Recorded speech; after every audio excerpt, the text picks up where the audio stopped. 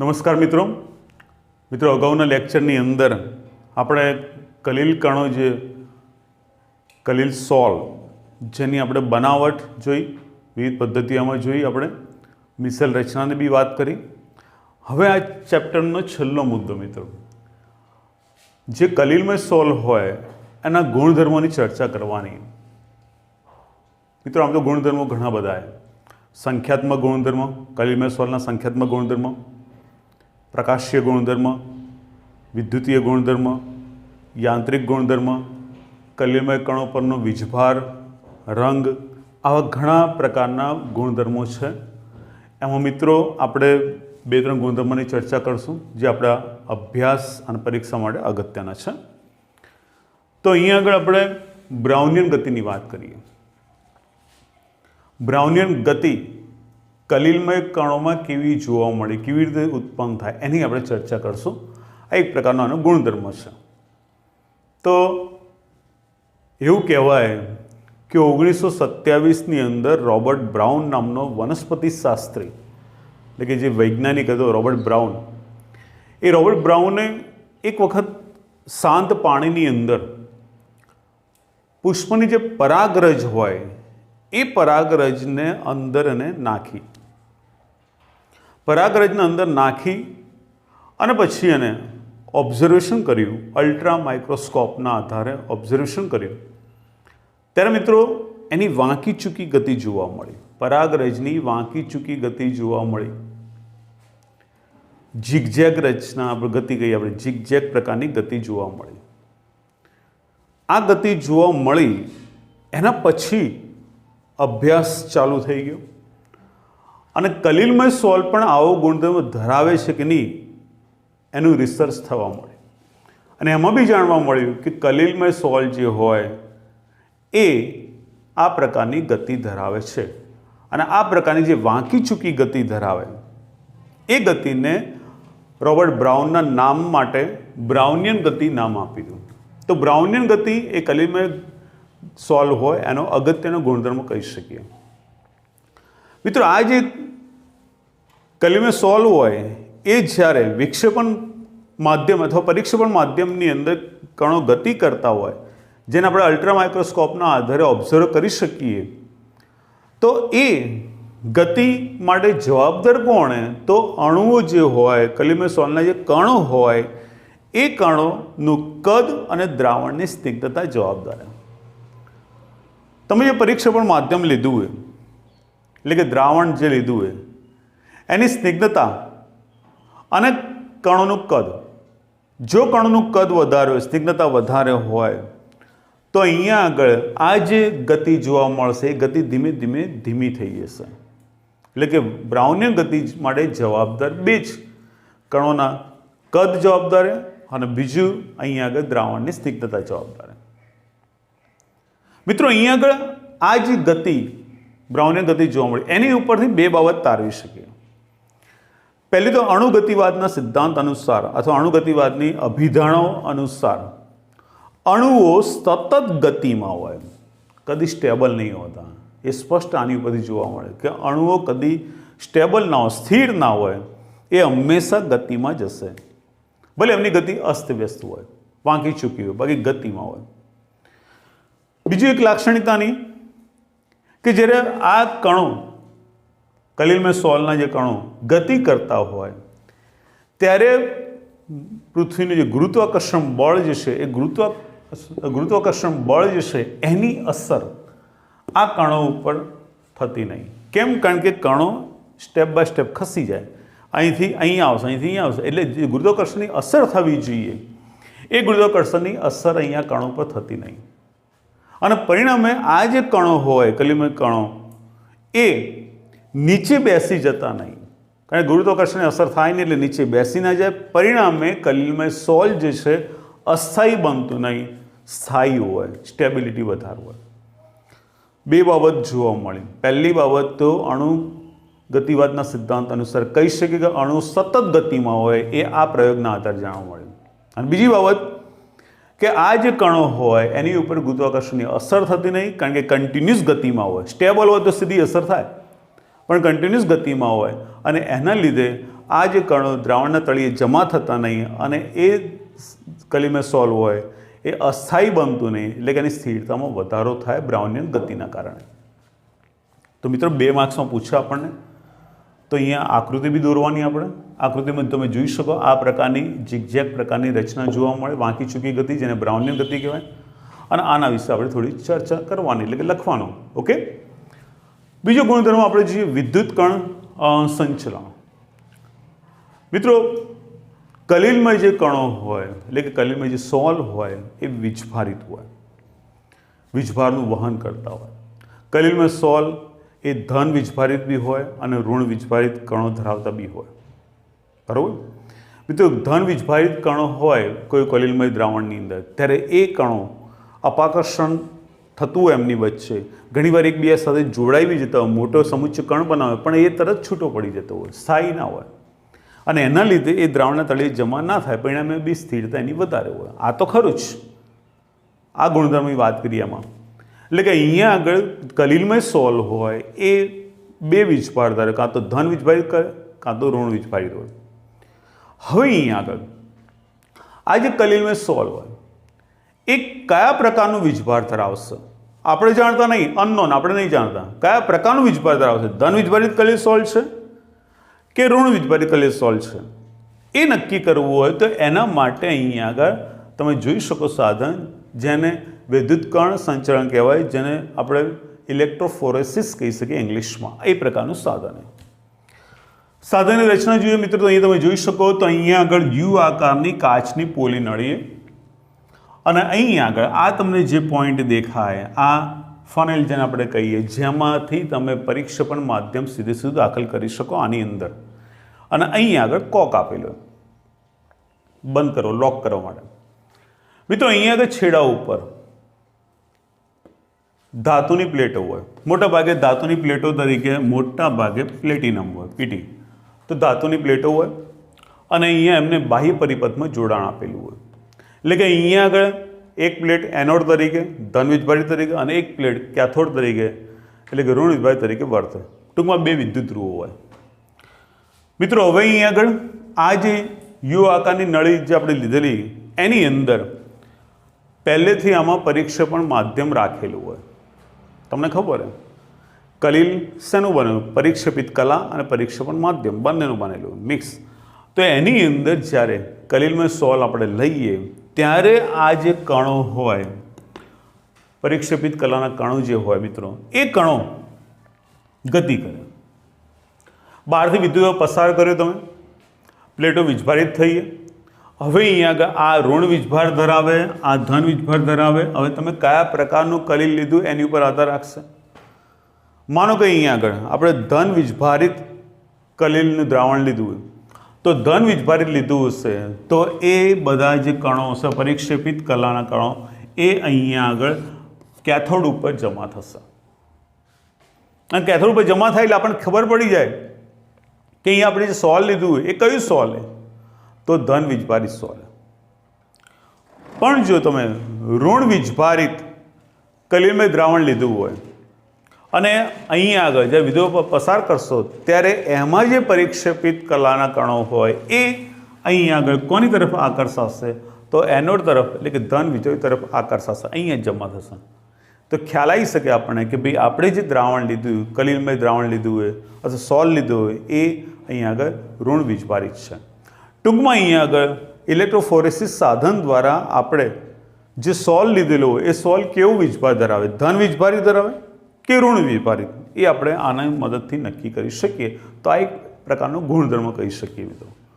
અહીંયા આગળ ધન વીજભારિતમાં આપણે એલ્યુમિનિયમ હાઇડ્રોક્સાઇડ લો, આર્સેનિયમ હાઇડ્રોક્સાઇડ લો, તમે ઝર્કોનિયમ હાઇડ્રોક્સાઇડ લો, બરાબર. ઇવન તમે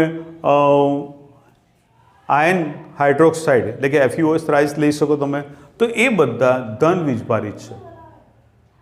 જ્યારે મિત્રો અહીંયા આગળ ઋણ વીજભારિતની વાત કરીએ તો એમાં આર્સેનિક સલ્ફાઇડ હોય, એન્ટીમની સલ્ફાઇડ હોય મિત્રો, કેડમિયમ સલ્ફાઇડ હોય, સોનું એટલે કે કોપર, ચાંદી, ગોલ્ડ, એના સોલ હોય, એ બધા ઋણ વીજભારિત હોય. તો એ સોલ નક્કી કરવા કે કયા પ્રકારનું વીજભાર ધરાવે એ આપણે વૈદ્યુતકરણ સંચાલન સાધન દ્વારા નક્કી કરી શકીએ. ઓકે મિત્રો, તો આજે અગત્યના આપણે 2 ગુણધર્મો જોયા. વિદ્યાર્થી મિત્રો, હવે થોડા આપણે MCQ આ ચેપ્ટરના જોઈ લઈએ. શક્ય હોય એટલે MCQ આપણે લઈ લઈએ. અહીં MCQ જે લખેલા મિત્રો એમાં અમુક એવા હશે કે જેમાં ઓપ્શન આપેલા છે અને અમુકમાં ઓપ્શન આપેલા નથી, એટલે જેને આપણે હેતુલક્ષી કહેશું. થોડી બોર્ડની મર્યાદાના કારણે આપણે અમુકમાં આપણે વિકલ્પો આપેલા નથી. ઓકે, જુઓ પહેલું જોઈએ આપણે તો ઘન સપાટી પર થતા વાયુના અધિશોષણને બીજા કયા નામથી ઓળખવામાં આવે? તો મોટા ભાગના ગુજકેટમાં એમાં પૂછાયેલા તમે જોઈ શકો, ઘન સપાટી પર થતા વાયુના અધિશોષણને બીજા કયા નામથી ઓળખવામાં આવે છે? તો આપણે યાદ રાખશું સંઘનન. સંઘનન નામથી ઓળખવામાં આવે. બરાબર મિત્રો, તો આપણે યાદ રાખશું. બીજું તમે જુઓ અધિશોષણને લીધે શું થાય? તો 4 વિકલ્પ આવ્યો. પૃષ્ઠ ઉર્જા ઘટે, પૃષ્ઠ ઉર્જા વધે, પૃષ્ઠ ઉર્જાનું મૂલ્ય શૂન્ય થાય કે કોઈ ફેરફાર ન થાય. જ્યારે આપણે ચર્ચા કરી હતી પહેલા લેક્ચરમાં એ વખતે આ પોઈન્ટ આવી ગયો. તો અહીંયા અધિશોષણના લીધે શું થઈ શકે? તો મિત્રો યાદ રાખશું આપણે પૃષ્ઠ ઉર્જા હંમેશા ઘટે. બરોબર. ત્રીજો વિષય, નીચેના પૈકી કયો પદાર્થ અધિશોષક નથી? તમે ધ્યાનથી જુઓ તો ખાંડ, માટી, સિલિકા જેલ અને એલ્યુમિનિયમ. માટી, સિલિકા જેલ, એલ્યુમિનિયમ સારામાં સારા અધિશોષક છે. સારામાં સારા અધિશોષક પોતાની સપાટી ઉપર અધિશોષિતનું શોષણ કરી શકે. ફક્ત કોણ ના કરી શકે? તો ખાંડ જે છે એ અધિશોષક નથી. એની સપાટી પર કોઈ પદાર્થનું અધિશોષણ થાય નહીં. ઓકે. ચોથું જુઓ, ભેજના લીધે ઇલેક્ટ્રોનિક સાધન બગડે નહીં તે માટે શાનો ઉપયોગ થાય? ઇલેક્ટ્રોનિક સાધન હોય ભેજના કોન્ટેક્ટમાં આવે ત્યારે એ ના બગડે તો એના માટે એની ઉપર શું લગાડવામાં આવે અથવા શાનો ઉપયોગ થાય? તો મિત્રો આપણે યાદ રાખશું અહીંયા આગળ આ જ પદાર્થનો ઉપયોગ થાય, એટલે કે અહીંયા આગળ સિલિકા જેલ. સિલિકા જેલનો ઉપયોગ થતો હોય. ઓકે.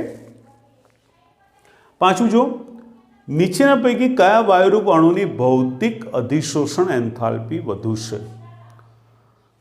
અધિશોષણના 2 પ્રકારની વાત કરી આપણે, ભૌતિક અને રાસાયણિક અધિશોષણ. એનો તફાવત બી જોયો હતો આપણે મિત્રો. બરાબર. પહેલાંની 20 થી 40 હોય ઋણમાં, ત્યારે પહેલાંની 80 થી 240 ઋણમાં હોય. આપણે વાત કરી હતી. તો અહીંયા કયા વાયુરૂપ અણુની ભૌતિક અધિશોષણ એન્થાલ્પી વધુ હોય? ઓપ્શનમાં આપણને નિયોન આપ્યો, H2O પાણી, H2 હાઇડ્રોજન અને C2H6 ઇથેન આપ્યું. તો અહીંયા આગળ H2 આવશે. કોની પર આધાર રાખે મિત્રો? બંધ જે હોય એ બંધની મજબૂતાઈ, બંધની લંબાઈ. બરાબર. એ બંધ તોડવા માટે કેટલી ઉર્જા જરૂર પડે એની ઉપર આધાર રાખે. કેવા પ્રકારનો બંધ છે? તો અહીંયા આગળ ઉદાહરણ તરીકે શું લેશું આપણે? H2O, કે જેની ભૌતિક અધિશોષણ એન્થાલ્પી સૌથી વધુ હોય. ઓકે. ત્યાર પછી છઠ્ઠું જુઓ, ફ્રુડલિજ અધિશોષણ સમતાપીનું સમીકરણ જણાવો. થિયરી મોસ્ટ ટાઈમ બી આપણે વાત કરી ફ્રુડલિજ અધિશોષણ સમતાપી, એની થિયરી આલેખ સાથે, સમીકરણ સાથે આપણે ચર્ચા કરેલી. તો આપણે યાદ હોવું જોઈએ કે આમાં કયો ઓપ્શન સાચો? x/m = Kp/n, x/m = Kp/n², x/m = Kp/1/n, કે અધરવાઇઝ m/x = Pk/n. તો આપણે જો થિયરી લેક્ચર પહેલું જોયું હોય તો આપણે યાદ હોવું જોઈએ કે અહીંયા આગળ ફ્રુડલિજ અધિશોષણ સમતાપીનું સમીકરણ x/m = Kp/1/n આવશે. ઓકે. સાતમું જોઈએ, સલ્ફર S8 વિલય કયા પ્રકારનું કલીલ છે? કલીલના બી પ્રકાર જોયા હતા આપણે, 3 રીતે એનું વર્ગીકરણ બી જોયું હતું. તો અહીંયા આગળ આ સલ્ફર S8 વિલય કયા પ્રકારનું કલીલ છે? તો આપણે કઈ રીતે કહેશું મિત્રો? યાદ હોય તો તમે આનો જવાબ આપી શકો તો બહુઆણ્વીય કલીલ. કયા પ્રકારનું કહેશું આપણે? બહુઆણ્વીય કલીલ. ગોલ્ડ સોલ અને સલ્ફર સોલ એ બહુઆણ્વીય કલીલનું ઉદાહરણ કહેવાય. ઓકે. નીચેના પૈકી કયો કલીલમય સોલ બ્રીડિંગ ચાપ પદ્ધતિથી બનાવી શકાતો નહીં? બ્રીડિંગ ચાપ પદ્ધતિ અગાઉના લેક્ચરમાં આપણે આકૃતિ સાથે સમજાવ્યું હતું. બ્રીડિંગ ચાપ પદ્ધતિ તો તમને ખબર મિત્રો કે અહીંયા આગળ બ્રીડિંગ ચાપ પદ્ધતિથી સિલ્વર એટલે કે ચાંદી, ગોલ્ડ, સોનું, પ્લેટિનમ, પેટી આ 3 બનાવી શકાય સલ્ફર જે છે એ સલ્ફરનો કલીનો સોલ્ટ બનાવવા માટે બ્રીડિંગ ચાપ પદ્ધતિ વપરાતી નથી. ઓકે, એના પછી જોઈએ આપણે વિક્ષેપિત કલા અને વિક્ષેપણ માધ્યમ બંને ઘન સ્વરૂપમાં હોય તેવા કલીલને શું કહેવાય? બંને. હવે આપણને પાછો પ્રશ્ન થાય વિક્ષેપિત શબ્દ ક્યાંથી આવ્યો? તો એની જગ્યા પર પરિક્ષેપિત શબ્દ વાપરવાનો. વિક્ષેપિત જગ્યાએ પરિક્ષેપિત, નવા અભ્યાસક્રમ પ્રમાણે. તો પરિક્ષેપિત કલા, પરિક્ષેપણ માધ્યમ બંને ઘન સ્વરૂપમાં હોય તેવા કલીલને શું કહેવાય? તો બંને ઘન હોય તેને ઘન સોલ કહેશું મિત્રો. આનો જવાબ આવશે આપણે ઘન સોલ. બરોબર. છેલ્લે જો અહીંયા આગળ 10મું જો મિત્રો, નીચેનામાંથી કયો બહુઆણ્વીય કલીલ છે? આપણે બહુઆણ્વીય કલીલને બે ઉદાહરણ આપ્યા હતા, ગોલ્ડ વિલય અને સલ્ફર વિલય. બરોબર. તો હવે જો અહીંયા આગળ મીણ આપ્યું તમને, લેટેક્સ રબર છે, સિલિકોન્સ છે અને આપેલા તમામ. તો કયું આવી શકે? તો મિત્રો પેલા બે ઉદાહરણ ઉપરાંત અહીંયા આગળ આર્ય આવશે મીણ બી, લેટેક્સ રબર અને સિલિકોન. લેટેક્સ રબર કુદરતી રબર ને લેટેક્સ રબર કહેવાય, સિલિકોન. આ બધા જ જે છે એ બધા શું કહેશું આપણે? તો બહુઆણ્વીય કલીલ કહી શકીએ. ઓકે મિત્રો, તો અહીંયા 10 આપણે એમસીક્યુ જોયા, બીજા વધુ એમસીક્યુ આપણે જોઈએ. મિત્રો હવે બીજા 10 એમસીક્યુ અહીંયા આપણે મૂક્યા છે, દરેકનું ધ્યાન અહીંયા આગળ. તો પહેલો જોઈએ આપણે, નીચેનામાંથી કયો પદાર્થ અધિશોષક તરીકે વપરાતો નથી? અધિશોષક તરીકે વપરાતો નહીં, જેની સપાટી ઉપર અધિશોષણ થાય એને અધિશોષક કહીએ. તો કયો પદાર્થ વપરાતો નથી? હેર ક્રીમ, માટી, જેલ કે એલ્યુમિનિયમ? તો મિત્રો અહીંયા આગળ તમે ધ્યાનથી જુઓ તો અહીંયા યાદ રાખવા જેવો પોઈન્ટ, હેર ક્રીમ જે છે એ અધિશોષક તરીકે વપરાતો નહીં, માટી, જેલ ને એલ્યુમિનિયમ વપરાય છે. ઓકે. સેકન્ડ, કઈ બે ઘટનાઓ સાથે થતા અધિશોષણ ઘટના થાય? કઈ બે ઘટનાઓ સાથે થતા શોષણની ઘટના થાય છે? તો મિત્રો અવશોષણ અને અધિશોષણ બંને ઘટના. કઈ? અવશોષણ, સમગ્ર ભાગમાં ફેલાઈ જવું. બરાબર, સહીનું ટીપું સમગ્ર પાણીમાં ફેલાઈ જાય, અવશોષણ. અને સક્રિય ચારકોલ ઉપર એ સહીના ટીપા હોય એ પાછું ખેંચાઈ જાય એને અધિશોષણ કહીએ. તો અવશોષણ અને અધિશોષણ બંને ઘટના સાથે થાય એને આપણે શું કહીએ? શોષણ કહેવાય. ઓકે. ત્રીજું H2 એટલે કે હાઇડ્રોજન, CH4, મિથેન, O2 અને N2 વાયુના અધિશોષણનો ક્રમ જણાવો. કોનું સૌથી વધારે અધિશોષણ થાય? તો મિત્રો સૌથી વધારે અધિશોષણ થાય કોનું? તો CH4 મિથેનનો. સેકન્ડ નંબર લેવું હોય તો N2 થાય, થર્ડ O3 અને ફોર્થ હાઇડ્રોજન. સૌથી ઓછું હાઇડ્રોજનનું અધિશોષણ થશે અને સૌથી વધારે CH4. બરાબર. અધિશોષણ માટે જવાબદાર કણોની સાઇઝ બી જવાબદાર, એમની વચ્ચેનો બંધ બી જવાબદાર. બરાબર. એની ઉપર આધાર રાખે મિત્રો. અધિશોષણ સમતાપી વક્રના આકાર જુદા જુદા કેટલા પ્રકારના હોય? તો અધિશોષણ સમતાપી વક્રના આકાર એટલે કે આલેખ જોઈએ તો 5 પ્રકારના મળી શકે તમને. કેટલા? 5 પ્રકારના. આ યાદ રાખજો, આ બી ગુજકેટમાં પૂછાયેલો પ્રશ્ન. ઓકે. પાંચમું જોઈએ, સામાન્ય રીતે વાયુના અધિશોષણની માત્રા શેના વડે દર્શાવાય? સામાન્ય રીતે વાયુના અધિશોષણની માત્રા શેના વડે દર્શાવાય? તો આગળની થિયરીમાં આપણે જોયેલું ફ્રુન્ડલી અધિશોષણમાં એમ અપોન એક્સ, એમ ઇન્ટુ એક્સ, એક્સ અપોન એમ કે ભાઈ એક્સ અપોન પી. તો યાદ હોય તો આપણે તરત જ આપણે રાઈટ પાડી શકીએ, એક્સ અપોન એમ એ અધિશોષણની માત્રા દર્શાવે છે. ઓકે. છઠ્ઠું જો, ઘન અધિશોષક પર નીચેના પૈકી કયા વાયુનું અધિશોષણ વધુ થાય? સૌથી વધારે કોનું અધિશોષણ થઈ શકે? બરાબર. અહીંયા બી આપણે ક્રમ જોયો અને અહીંયા બી તમે જુઓ, અહીં પદાર્થ અલગ આપ્યા. હાઇડ્રોજન O2, CO2 ને N2 છે, તેમાં CO2 જે છે એનું સૌથી વધારે અધિશોષણ થશે. મિત્રો એક જ પ્રકારના પરમાણુ જોડાઈને અણુ બનાવતા એની સાપેક્ષમાં જુદા જુદા પ્રકારના પરમાણુ જોડાઈને અણુ બનતો હોય એનું ઝડપથી અધિશોષણ થતું, કારણ કે એની સાપેક્ષમાં બંધ નિર્બળ હોય. ઓકે. ફ્રુન્ડલી અધિશોષણ સમતાપીમાં log x અપોન m વિરુદ્ધ log p નો આલેખ દોરતા ઢાળનું શું મૂલ્ય મળે? તમે જોઈ શકો કોનો આલેખની વાત હે log x અપોન m વિરુદ્ધ log p નો ગ્રાફ દોરી આપણે તો જે ઢાળ મળે આપણને એ ઢાળ જે આપણને ઢાળ મળે એ ઢાળ શાનું મૂલ્ય દર્શાવે તો 1 અપોન n નું મૂલ્ય આપણે યાદ રાખશો મિત્રો. નેક્સ્ટ જો તમે દૂધ શેનું ઉદાહરણ છે? દૂધ, પાયસ, જેલ, અવલંબન કે એરોસોલ.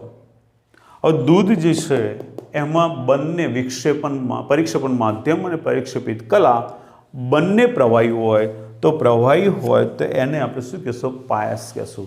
બીજો શબ્દ એના માટે લેવું હોય તો ઇમલ્શન બી લઈ શકીએ.